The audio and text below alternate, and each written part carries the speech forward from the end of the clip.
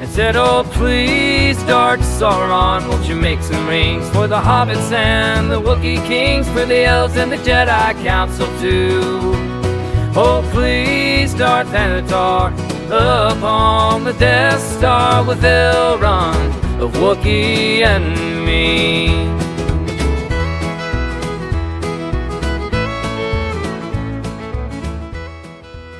All right, so there's a new report out from Luminate data. They track streamers and other, broadcast TV and all the rest. It's interesting because one of the big headlines from this report is that the Acolyte, the Star Wars show that came out last year, the Acolyte it was one of the Star Wars shows. There was also Skeleton Crew, but the Acolyte was the second biggest show on Disney Plus in 2024. So a lot of people who are fans of the show are like, "Oh my God, how could they cancel it? It was the second biggest show. Like, Disney's crazy. It must just be all these bigots and dude bros and that they caved to," which, as I've said before, is crazy. It's nonsense. Disney doesn't cancel shows because the dude bros don't like them. At least not because they're saying it on social media. They may cancel the show because a lot of these Star Wars fans don't show up to watch it. And this is a really important, factor. If you're making a show that a lot of Star Wars fans don't want to watch, and they don't watch it, then yes, it could get canceled because the viewership is too low. Oh, but 2.7 billion, minutes or whatever. Yeah. Okay. 2.7 billion minutes. Beat by Percy Jackson and the Olympians, by the way, which had about 3 billion. And then right below it was Agatha All Along with about 2.2 billion. So, but this is, numbers are numbers, right? You can interpret them however you'd like. But the fact is, Agatha All Along had 2.2 billion on a $40 million budget. Okay?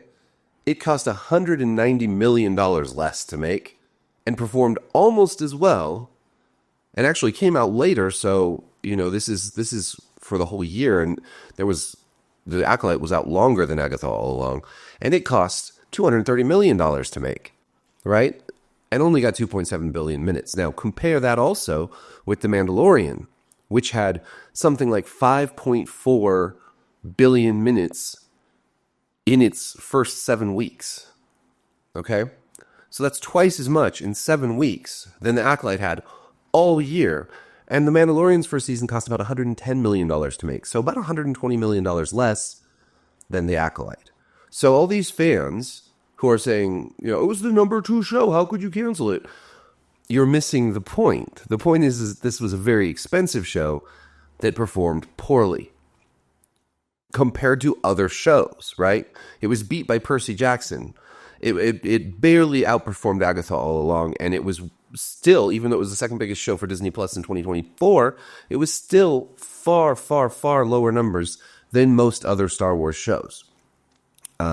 Obviously, Skeleton Crew did worse. Andor didn't do great, but Andor was guaranteed 2 seasons as part of the deal when it, was produced. So they couldn't cancel that. that was already a done deal. What this really says is that Disney Plus in particular, did not perform well. They just didn't have any big hits in 2024. Saying this is number 2, so that must make it like great and a huge success, ignores the fact that it's just number 2 on Disney. Here are the top 10. Okay, I'm just going to go through the top 10 shows that Luminate lists here, and how many millions or billions of minutes each one accrued in 2024. Fool Me Once on Netflix had 12.11 billion minutes. 12.11. Quite a lot more than The Acolyte. Bridgerton, 11.07, another Netflix show. 11.07 billion minutes. Landman on Paramount Plus, huge hit, 9.9 billion minutes. The Perfect Couple on Netflix, 8.83 billion. 7 of the top 10 are Netflix, which is no surprise. Tulsa King, another Taylor Sheridan show on Paramount Plus, 8.47 billion minutes. Monsters, the Lyle and Eric Menendez story, 8.16 billion on Netflix. The Gentleman on Netflix, 8.06 billion. Fallout on Prime Video, 7.95 billion minutes. Griselda on Netflix, 7.59. And Love is Blind, 7.38 billion minutes. Notice, that's the top 10. And we get to 7.38. Disney's top show with 3 billion is still less than half of the top 10. The Acolyte with 2.7 is so far off this list.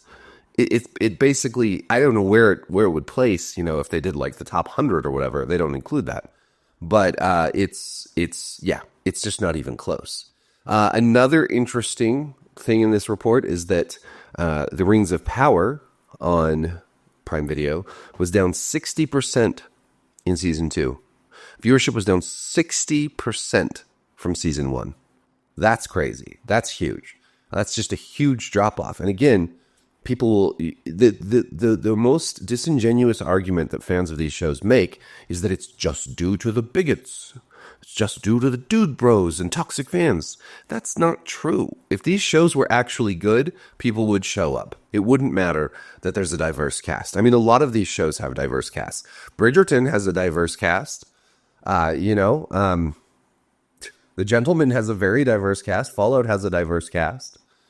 So no, it's not diversity that's driving people away. It's bad writing, and it's emphasizing the wrong things in marketing, and it's not. This is the problem. The Rings of Power, from the get-go, didn't really try very hard to appeal to fans of Lord of the Rings outside of its aesthetic, right? It tried to mimic Peter Jackson's films, and in a way they tried to mimic Tolkien's writing style very badly, I might add.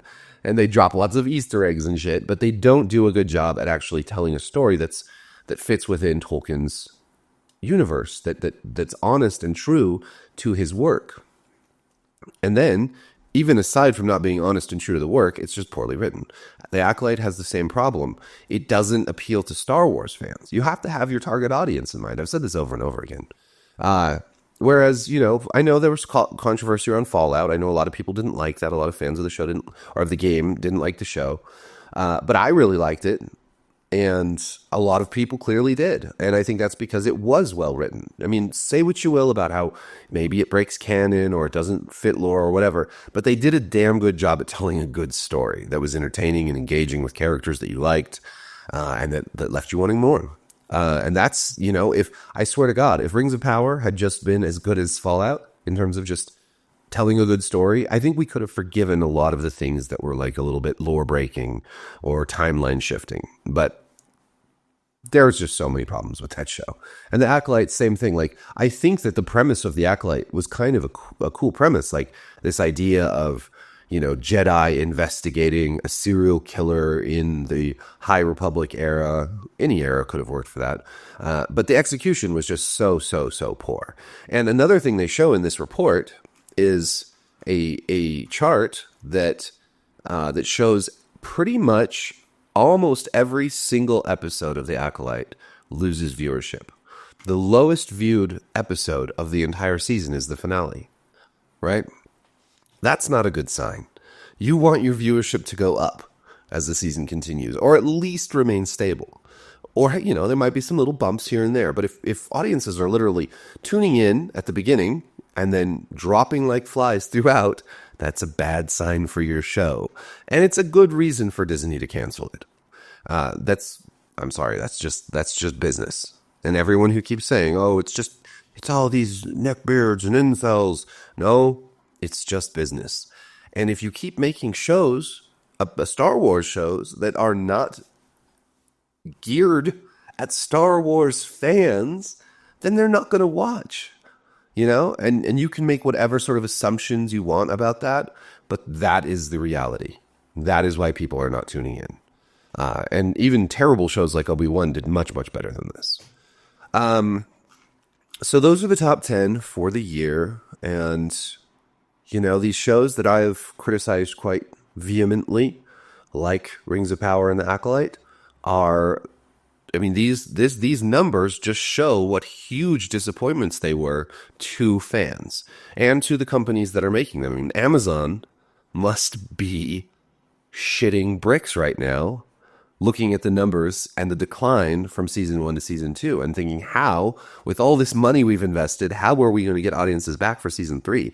Now, what I haven't heard is that they're going to change showrunners or bring in a bunch of actually talented writers, maybe a few British writers for this British series. There's no, as far as I can tell, there's no discussion of actually, changing course here.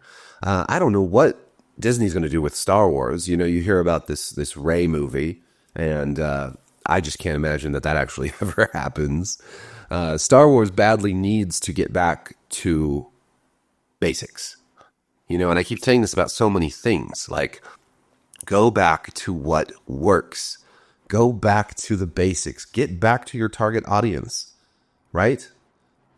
It's like, okay, here's an analogy. If McDonald's and Burger King and all the fast food joints, let's make them analogous to Marvel and Star Wars and DC. If they all decided, hey, we don't, our customer base, we don't want to give them what they actually want to eat anymore. We're going to make our menu vegan. All of our options will be vegan from here on out. Now, I'm not saying there's anything wrong with having a vegan option on the McDonald's or Burger King menu. I think that's great. Having choice, having variety, having more options for people is generally a good thing in smart business, right? But if McDonald's revamped its menu to just offer vegan food, then it wouldn't matter what the second best-selling sandwich on their menu is, because it would be so much worse than this, whatever the second best-selling item was the year before they went vegan. That's just reality. You can't just force a new, and that's what they're doing with these shows and movies. They're forcing a new kind of thing, hoping that the old audience will stick around enough and bring in a new audience that it will somehow work. I don't know what they're thinking. I mean, it obviously isn't going to work. And again, with Star Wars, with Marvel, with all these things, you want to have a vegan offering or, the equivalent of a vegan offering. I think that's great. I think that the Acolyte might have done better if all the other Star Wars stuff had been really good and people were really excited about Star Wars still. It might have performed better. I mean, maybe people still wouldn't have loved it all that much, but it might have still performed better. But the fact is that when so much of this stuff is being changed that you can't even recognize it anymore, well, people just don't show up for it anymore. And that's just business, man. That's just business. So, anyways, that's all I have to say about that. Let me know what you think in the comments. And be sure to like and subscribe and hit the notification bell. And thank you for watching. Peace. Won't you make some rings for the hobbits and the Wookiee kings, for the elves and the Jedi Council too? Yeah, oh please, Darth Thanatar, up on the Death Star with Elrond, a Wookiee and me.